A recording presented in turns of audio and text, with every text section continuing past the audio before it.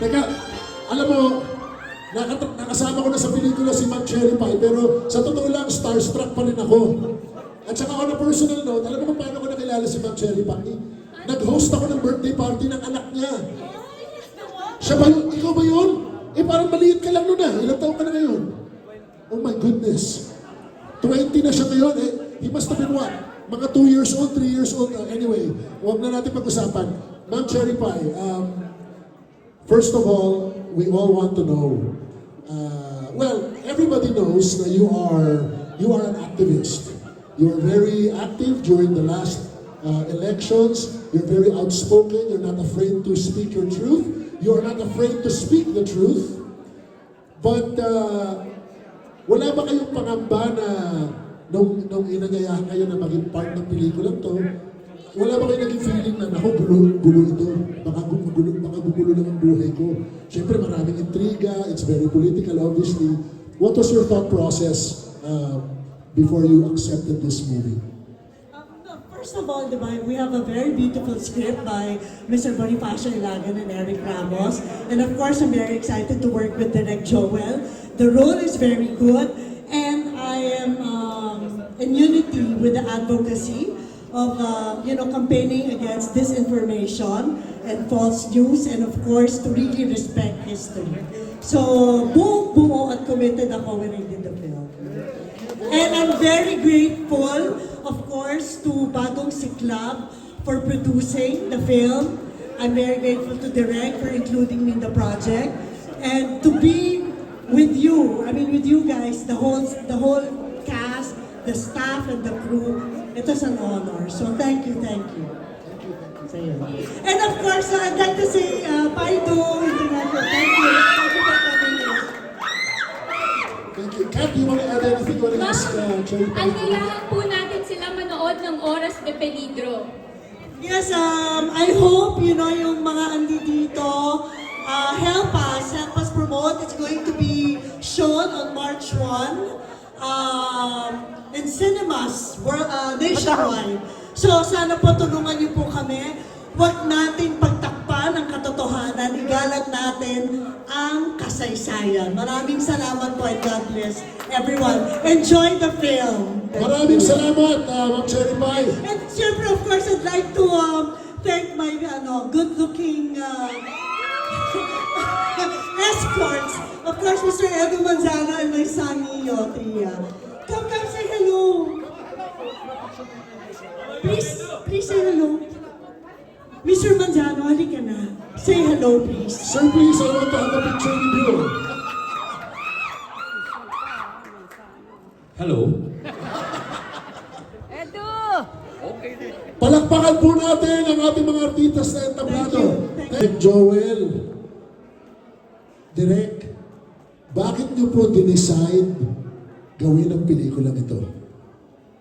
Hindi ko alam. Dahil kinakailangan ang pelikulang ito sa mga panahon ngayon, kung saan napakarami kasi mga linya ng pumapalaot, kailangan ng isang pelikula nagsasabi ng totoo. Thank you very much, Direk Joel. Maririnig natin si Direk Joel sa loob, so more later. Palakpakan po natin si Direk Joel Labangan. Yung ginawa namin una, Magkakamaong, which is yung Pampanga, award-winning film. Pero ngayon, ito naman pelikula lang ito, Makabulo ang pelikula. So, magkaibang genre yung ginawa namin ni Felicia. Eh, Kristen, ikaw naman, hindi ka ba nahirapan na, syempre umaarte ka, parang nakabantay si Daddy? Anong masasabi mo doon? Para sa akin po, hindi naman po mahirap. Dahil it's fun po to work with my dad. And it feels like an honor to work with him dahil I know that he's such a great actor. Miss Kristen, so I'm sure you weren't born yet when martial law happened, correct? Yes po. So anong pakiramdam mo nang ginagawa mo tong pelikula na to? I felt like I'm living at that time. Naging aware din po ako sa mga pangyayari before. And namulat po ako sa mga events and the truth. What can you say sa ating mga millennials at sa ating mga Gen Zs. Invite them to watch this movie.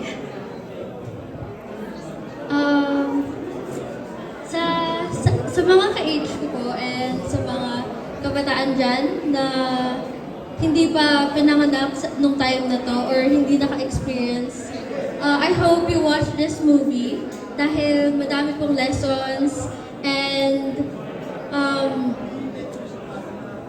this movie has the truth in it and you know. Thank you, thank you.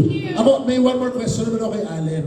Allen, kasi obvious na sa topic pa lamang ng pelikula,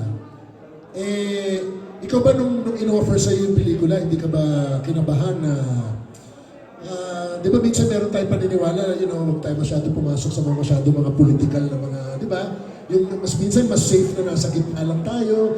Ikaw, bilang aktor, nung in-offer sa'yo to, Siyempre, gusto mo makatrabaho si Direk Joel, alam natin yun. Pero ang ibig ko sabihin, dahil very political yung pelikulang to, ano ang pumasok sa isipan mo na bago mo tanggapin ang pelikulang ito? Yung kabahan, sanay na akong kabahan. Paggawa ng pelikula, normal na yun sa akin. Siyempre, pag umaarte ka, normal yung kabahan ka para ma-challenge ka.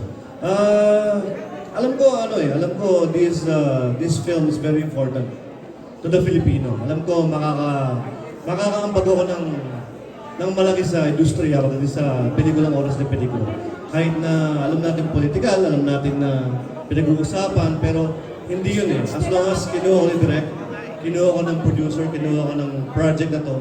So, I'm very thankful with this film. Well said, Alan. Thank you. Po sa inyong lahat. Napakagandang araw na ito dahil pare-pareho tayong magiging witness sa isang napakagandang pelikula na maaari ninyong ipag-chismis sa mga kapitbahay ninyo, sa mga kakilala nyo upang mapanood nila dahil ito ang totoong nagsasabi ng katotohanan na nangyari noong Pebrero 22, 1986. Kaya sana po sabihin nyo sa inyong mga kakilala, paglabas nyo po dito, sana po ay may mag-video kayo ng sarili nyo. Kung nagustuhan yung pelikula, ay sabihin nyo sa video at ipa-social media nyo para maraming makapanood. Pwede po ba yon? Pwede! Salamat po, salamat po. Salamat po ng marami. Magkita po tayo pagkatapos. Thank you very much. Hello everybody at salamat po sa inyong lahat. Una-una salamat sa cast and crew, salamat Direk, salamat sa ating mga writers, sa ating staff, and marami nang nagtanong, why am I here? Ba't natin ginawa ito? Siguro, sabihin ko nga ang storya ng Oras de Peligro, nung June, July, nung nag-usap kami ni Direk Joel, sabi namin, it's time to make a story for the Filipino people. Hindi ito storya ng kahit na anong pamilya, kahit kaninong side ng politika, pero storya to ng mga Pilipino na tumindig noong 1986. Storya to ng mga tao na kailangan natin pagpatuloy na ulit-ulitin. So nung tayo ay tumindig noong 1986, siguro nakikita nyo na come 2023, 2022, nasa oras de peligro na naman tayo. So siguro para ituloy yung ating storya, para tayo ay tumindig, salamat po na nandito po kayo sa ating pelikula. At salamat, tumindig po si Direk Joel, tumindig po ang mga cast and crew, at sa inyong suporta at titindig po tayong lahat para sa katarungan at para sa katotohanan. Let us push back sa ating truth. Hayaan na po natin ang mga kasinungalingan. At sabi ko nga, the truth has to be told again and again and again. So we have to stand up for that. So salamat po, and siguro ang matutulong ng ating lahat, sabi ko nga, tonight we have a full house, and we hope that starting March 1, please share, please tell the story, not only the story, but the story of EDSA, which we will have an anniversary in the next few days, so that we all can stand up for what is right, what is true, the struggles of the Filipino people, for the Filipino people. Salamat po, at mabuhay po tayong lahat.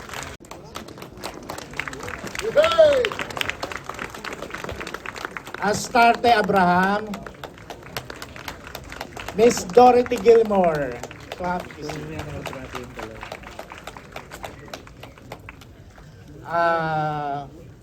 Miss May Paner.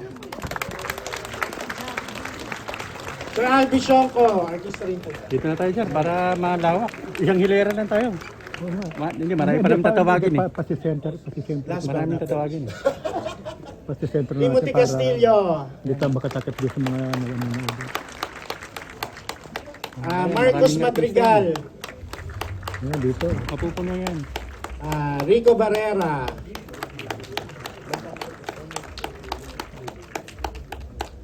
Elora Espano.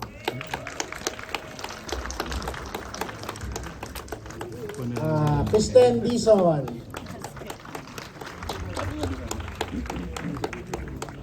Sir Nanding Josep. Sir Jim Pebanco, of course. Dave Vornea. Mr. Allen Dizon. Of course, Miss Cherry Pie Ayusin na lang. At syempre kasama rin sa pelikula na kamumuhian nyo si Sir Apollo Abraham. Maraming salamat, Sir Dennis. Thank you po. Pwede po Mga boys will sit na lang. Yung ibang Sir Dennis, if I may, I'd like to introduce my mom, Becky Demetilio Abraham. Siya po yung lead singer ng Inang Laya. She has COPD. We pulled her out of retirement to sing the theme song for this movie. Mom, are you here? Can you stand up? My mom. There she is. She's standing over there. There she is.